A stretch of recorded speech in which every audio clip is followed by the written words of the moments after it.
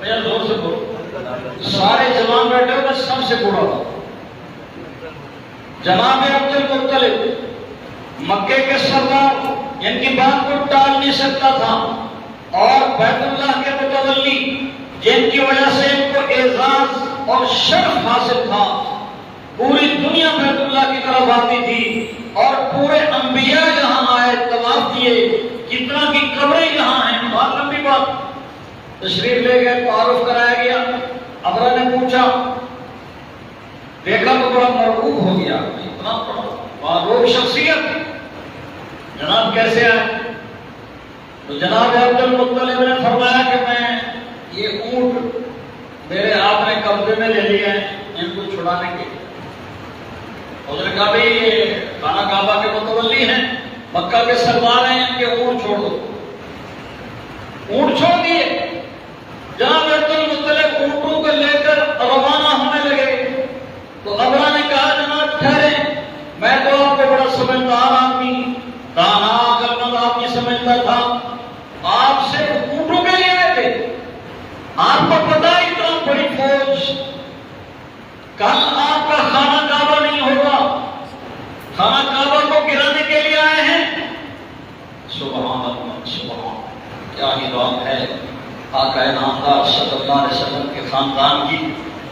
جناب عبد المطلب نے بڑے ہی اطمینان سے فرمایا، ابرا بات سنو، ان اونٹوں کا مالک میں ہوں، اونٹوں کا مالک میں ہوں، اس لیے چھڑانے آیا ہوں۔ خانہ کعبہ کا مالک میں نہیں ہوں، خانہ کعبہ کا مالک زور سے بولو، زور سے بولو، ثواب ملتا ہے، اللہ ہے۔ ہاں، ان اونٹوں کو میں نے چھڑا لیا، خانہ کعبہ جانے، خانہ کعبہ کا مالک جانے، آپ نے جو کرنا ہے کر گزرے۔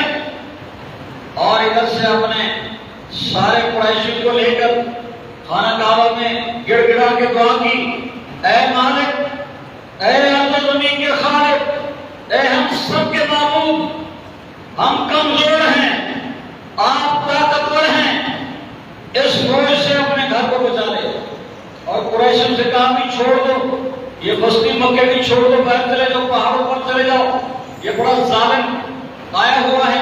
اب صبح ہو جب اس نے اس فوج کو ہنکا، چلو خانہ کعبہ کو گرا، سب سے آگے لکھا ہے علماء نے، سب سے آگے ہاتھی جو تھا اس کا نام تھا محمود، اور اس ہاتھی کو اس ظالم نے شراب پلایا تاکہ شراب کے نشے میں مست ہو اور خانہ کعبہ کو ٹکر دے اور گر جائے۔ لیکن جب اس طرف سے آئے، صفا سے پیچھے ہی تھے کہ یہی ہاتھی بڑا جو سردار تھا، قیادت کر رہا تھا، گر گیا اور سجدے میں پڑ گیا۔ اس نے بڑا اٹھایا، زور لگایا، چابک مارے، لیکن وہ ہاتھی اس طرف بھی جاتا، اس طرف بھی جاتا، پیچھے بھی جاتا، خانہ کعبہ کی طرف نہیں۔ اسی اثنا میں میرے اللہ نے سبز پرندے جنہیں ابابیل کہا جاتا ہے، کیا کہا جاتا ہے؟ کیا اب بھی ہیں، وہ اب بھی ہیں، تھوڑی تعداد میں صحیح، اس وقت لاکھوں کی تعداد میں تھے، اب تھوڑی تعداد، لیکن انہی کی نسل آج بھی ہے۔ وہ آج بھی یہ اعلان کر رہے ہیں کہ آج اگر کوئی دنیا میں ابرا جیسا بے ایمان پیدا ہوا تو ہم موجود ہیں۔ کیا تھے؟ ابابیل، چھوٹے پرندے، کبوتر سے بہت تھوڑے چھوٹے۔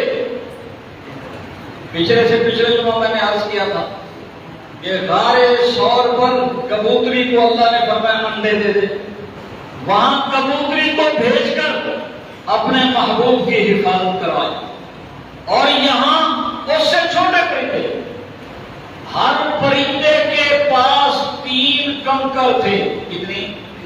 3 کنکر تھے، ایک منہ میں اور ایک چونچ اس میں، پنجے میں۔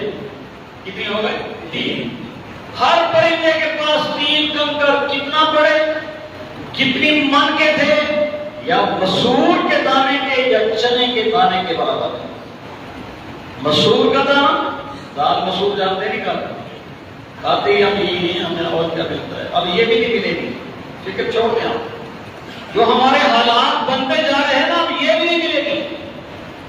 ہاں وہ جو اوپر بیٹھے ہیں خون چوسنے والے وہ چوسیں گے، اچھے طریقے سے نچوڑ لیں گے ہمارا خون.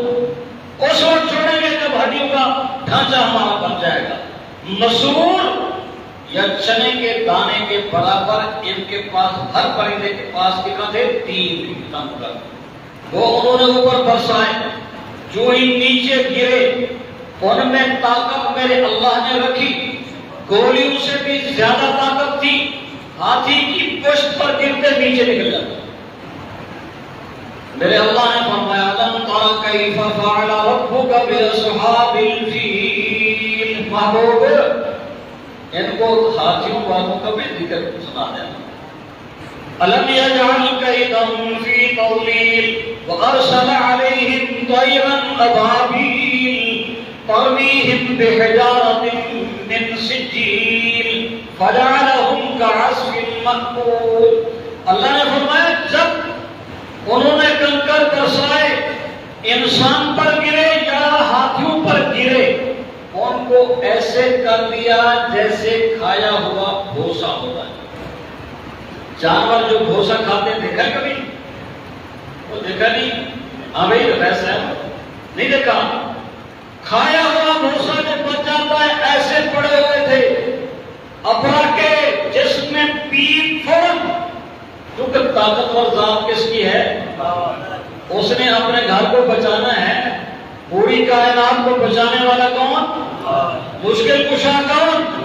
حاجت روا کون؟ نفع نقصان کا مالک ایک اللہ ہے. یہی بات میرے آپ کے شان والے پیغمبر صلی اللہ علیہ وسلم، اس کے جسم میں پیپ نکلی اور اس کا پیٹ پھٹا، صفا سے تھوڑے سے فاصلے پر یہ گرا اور اس کا پیٹ پھٹ گیا اور دل باہر نکلا، مردار ہو کر مر گیا. ایک نہیں بچا. ہزاروں کی تعداد میں فوج میں سے ایک بھی نہیں بچا. میں یہی عرض کر رہا ہوں کہ اس طاقتور ذات کو پہچانے. صرف جھنڈیاں لگانے تک محدود نہ رہیں. آقا نامدار صلی اللہ علیہ وسلم کی پوری سیرت کو اپنا لیں، کیونکہ ہم میرے لیے آپ کے لیے ایک نمونہ ہے.